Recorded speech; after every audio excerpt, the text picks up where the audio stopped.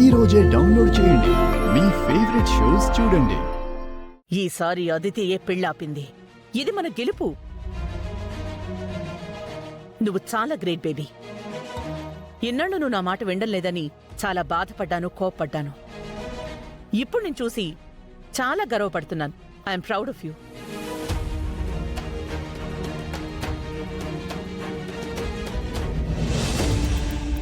కళ్ళు మూసుకుని నీ గుండెల మీద చేయి వేసుకుని నీకెవరు కనిపిస్తున్నారో చూడు. ఎవరు వినిపిస్తున్నారో విను గౌతమ్.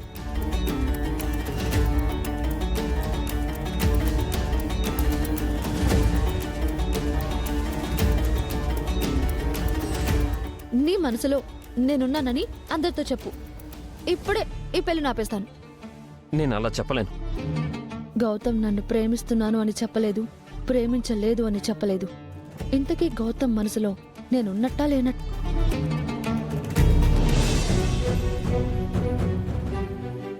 ఇంద్రగారు ఎక్కడికి పోలేదు, నా కడుపులో మళ్ళీ ఊపిరి పోసుకుంటున్నారు అని చెప్తే మీ నాన్నగారు ఆనందంగా లేచి కూర్చుంటారండి. నేను ఇప్పుడే వెళ్ళి వాళ్ళతో ఈ విషయం చెప్తాను.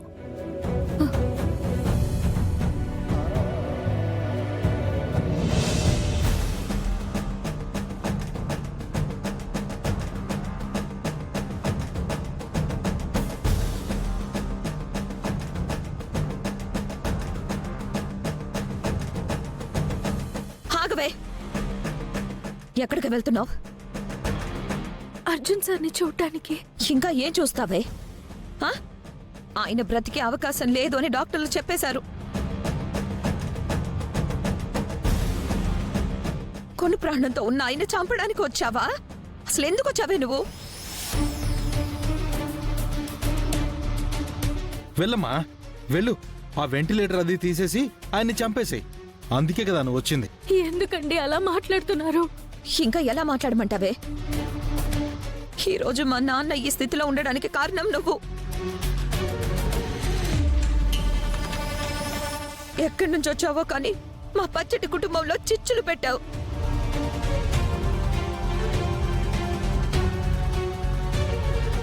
మా తమ్ముడు నీ మాయలో పడి నువ్వు ఆడమన్నట్టల్లా ఆడుతున్నాడు.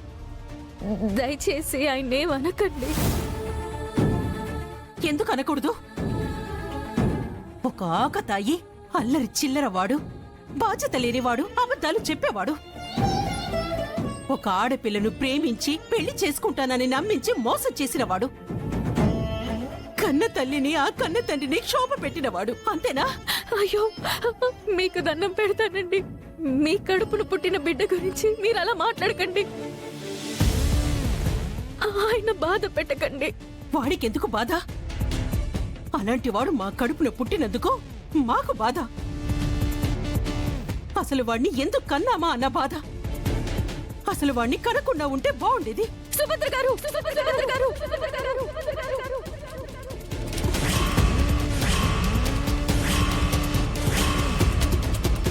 దయచేసి ఆపండి.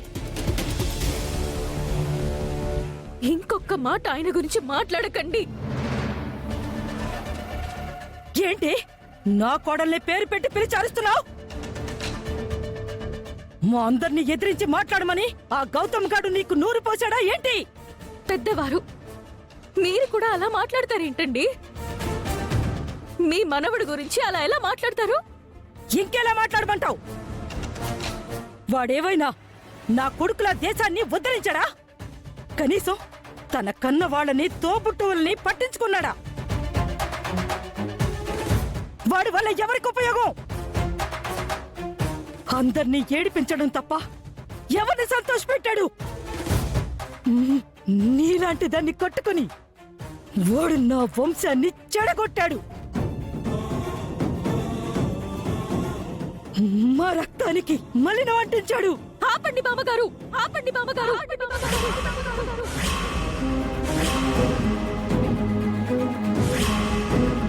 మీకేం తెలుసని గౌతమ్ గారిని తక్కువ చేసి మాట్లాడుతున్నారు?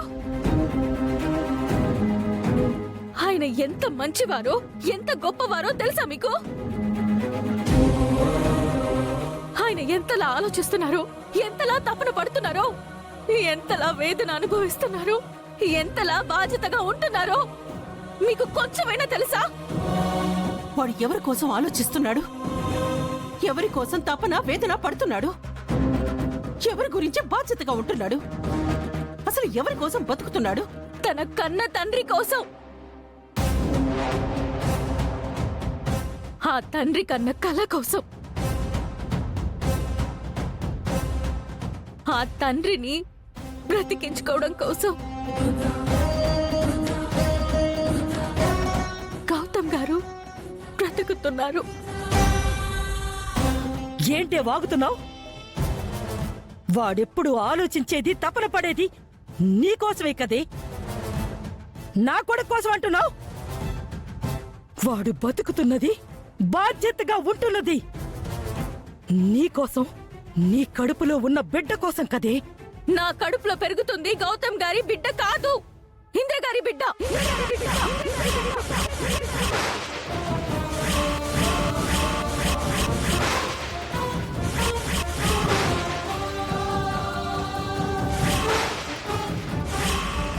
ఏంటమ్మా అన్నావ్? నీ కడుపులో ఉన్నది ఇంద్ర బిడ్డ? అవును, నా కడుపులో ఉన్న బిడ్డకి తండ్రి ఇంద్ర.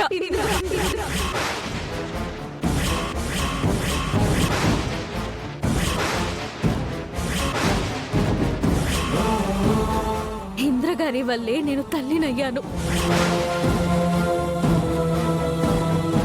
ఇంద్ర గారు నేను ప్రేమించుకున్నాం, పెళ్లి చేసుకోవాలి అనుకున్నాం. కానీ టెర్రరిస్ట్ల అటాక్ లో ఆయన చనిపోయారు. అప్పుడే గౌతమ్ గారు కాశ్మీర్ వచ్చారు. కొన ఊపిరితో ఉన్న ఇంద్ర గారికి నా గురించి, నా కడుపులో ఉన్న బిడ్డ గురించి మాటిచ్చారు. నన్ను మీ ఇంటి కోడల్ని చేస్తానని, నా బిడ్డని మీ ఇంటి వారసుడిని చేస్తానని చెప్పారు. ఇంద్ర గారి కోసం అర్జున్ సార్ తన ఫ్రెండ్కి ఇచ్చిన మాటని గౌతమ్ గారు నిలబెట్టడం కోసం నన్ను కట్టుకున్నారు. ఇంద్ర గారు లేరని చెప్తే మీరు తట్టుకోలేరని ఆ విషయం దాచిపెట్టి నన్ను తన భార్యగా మీకు పరిచయం చేశారు. ఇంద్ర గారి బిడ్డని తన బిడ్డ అని చెప్పారు. నన్ను, నా బిడ్డను కంటికి రెప్పలా చూసుకున్నారు. ఏ ఇంట్లో నుంచైతే ఇంద్రగారిని తరిమేశారో అదే ఇంటికి ఇంద్రగారిని వారసుని చెయ్యాలి అని ఆయన ఎంతగానో తపన పడ్డారు. ఇంద్రగారి పట్ల మీకు ఎంత బాధ్యత ఉందో అందుకు 100 రెట్లు 1000 రెట్ల బాధ్యత ఆయన తీసుకున్నారు.